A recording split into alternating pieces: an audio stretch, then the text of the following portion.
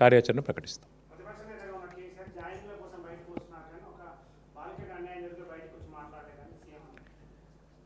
ఇవాళ ప్రభుత్వంలో ఉన్నది కాంగ్రెస్ పార్టీ, కేంద్రంలో అధికారంలో ఉన్నది భారతీయ జనతా పార్టీ. ఈ అంశం మీద మీరు ఒక్కటి దయచేసి, మేము మీడియాను కూడా ఈ విషయంలో మీరు ఏమనుకున్నా సరే, మీరు కూడా కళ్ళు చెవులు ముక్కు అన్నీ మూసుకున్నారు 4 రోజులు. అసలు ఒక స్క్రోలింగ్ కూడా వేయలేదు మీడియా. సిగ్గుపడాలి తెలుగు మీడియా. జాతీయ మీడియాలో వచ్చేదాకా తెలుగు మీడియా కనీసం సోయి కూడా లేదు.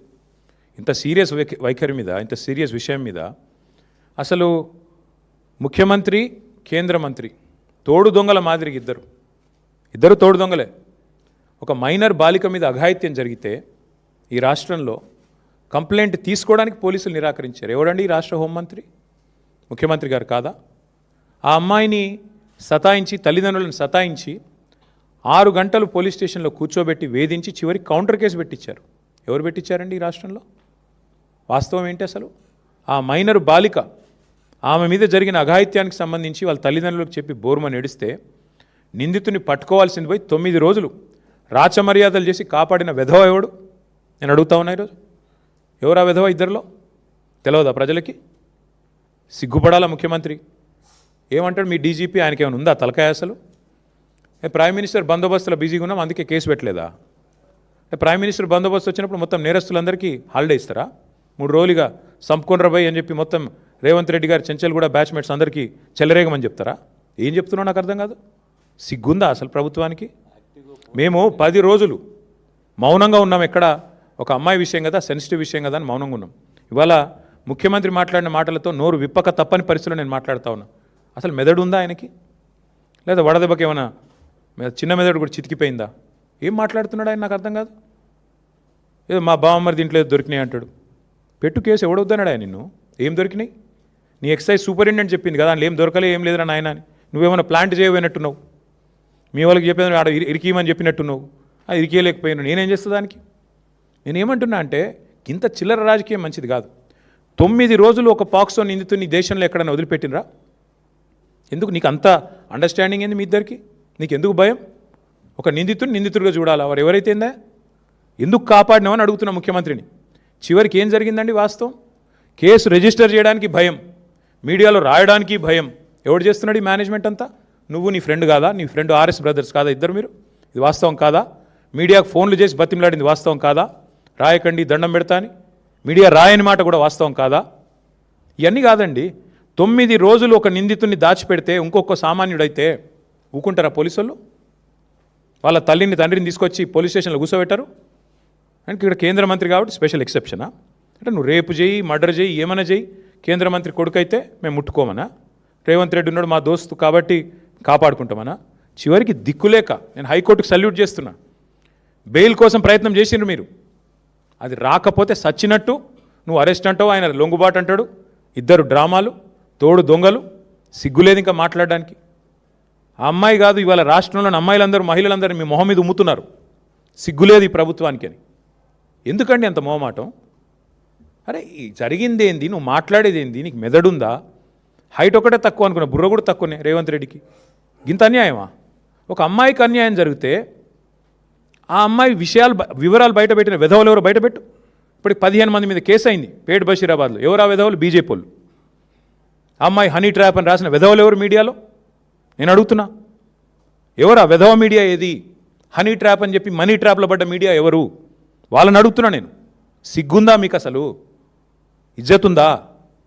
ఇంకా మాట్లాడుతున్నాడు ముఖ్యమంత్రి, కేంద్ర హోంశాఖ సహాయ మంత్రి. ఈయననేమో నేను పంపించిన నా కొడుకుని ఈయనంటాడు. ఆయన చేసిన ఘనకార్యానికి ఫస్ట్ పోలీసు వాళ్ళు బరబర గుంజుకపోవాలి. నీవు దాచిపెట్టిన 9 రోజులు ఆ కుటుంబాన్ని బెదిరించినావు నువ్వు. నిన్ను కేసులో పెట్టాలి, సిగ్గుంటే రాజీనామా చేయాలి. ఇంకా మీదికెళ్ళి ఏదో చాలా ఇద్దరు శుద్ధ పూసల్లాగా, సత్యసంధుల్లాగా, సత్య హరిశ్చంద్రుడు కజిన్ బ్రదర్స్ లాగా ఏదో యాక్టింగ్లు, మళ్ళీ మీదికెళ్ళి దానికి ప్రమోషన్లు. ఏం మాట్లాడుతున్నారు అసలు? ఒక రాష్ట్ర ముఖ్యమంత్రి, మీరు హోంమంత్రి. ఏం మాట్లాడుతున్నావు నువ్వు అసలు? ఏం చేసేది ఉండే? చాలా సెన్సిటివ్గా హ్యాండిల్ చేసినావు. ఏంది సెన్సిటివ్గా హ్యాండిల్ చేసేది? ఎవడైతే పాక్సో నిందితుడు లోపల వేయాలి. మిగతా వాళ్ళకి ఇదే ట్రీట్మెంట్ ఉందా? 25 ఏళ్ళ జైలు శిక్ష పడుతుంది మిగతా పాక్సో క్రిమినల్స్ అందరికీ.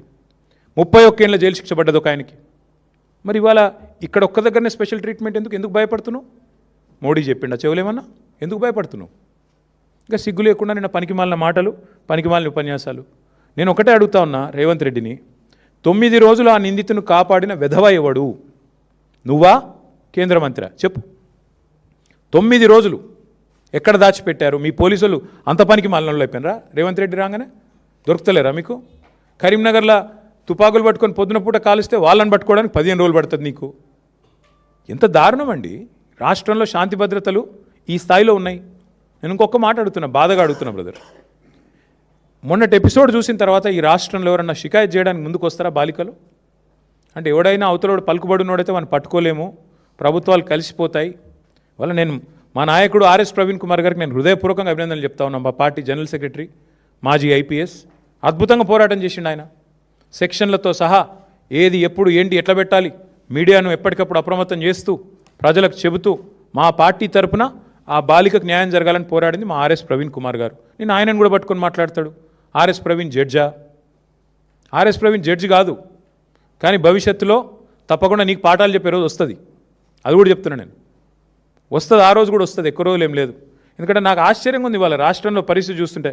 రేవంత్ రెడ్డి గారంటే కూర్చొని పోలీసు ఉన్నతాధికారులతో సమావేశం పెట్టి దొంగలను ఎట్లా పట్టుకోవాలో చెప్తున్నాడట. నిన్ను పట్టుకునేది వాళ్ళేనాయనా, మర్చిపోకు. దొంగలను ఎట్లా పట్టుకోవాలో పోలీసులకు బాగా తెలుసు. నీలాంటి దొంగల దగ్గర నేర్చుకోవాల్సిన అవసరం లేదు. నిన్ను పట్టుకున్నది వల వేసి ఉచ్చుబన్ని అందరు అక్కడ కూర్చున్న వాళ్ళు నవ్వుకుంటా ఉండింటారు కామెడీగా, వీడు చెప్తున్నాడు ఏంద్రా మాకు అని. దొరికినోడు వీడు కూడా చెప్పేటోడు అయిపోయిందా అని. కాబట్టి ఈ ఎటకారాలు డ్రామాలు ఆపేసి ధాన్యం కొనుగోలు మీద దృష్టి పెట్టు. ఆ నిందితుడికి మేము గనక నోరు విప్పకపోతే ఆ బాలిక తరపున ఇవాళ అమ్మాయికి న్యాయం జరిగేది కాదు. ఇది వాస్తవం. హైకోర్టుకు నేను హృదయపూర్వకంగా ఆ అమ్మాయి తరపున, లక్షలాది మంది బాలికల తరపున ఈ రాష్ట్రంలో నేను సల్యూట్ చేస్తా ఉన్నాను. ఎందుకంటే మీరు సరైన నిర్ణయం తీసుకోవడం వల్ల విధి లేక ఇద్దరు తోడు దొంగలకి ఆ పిల్లగాన్ని తీసుకొచ్చి అప్పజెప్పాల్సి వచ్చింది వ్యవస్థకి, న్యాయ వ్యవస్థకి. లేకపోతే వీళ్ళు న్యాయం జరిగేది కాదు.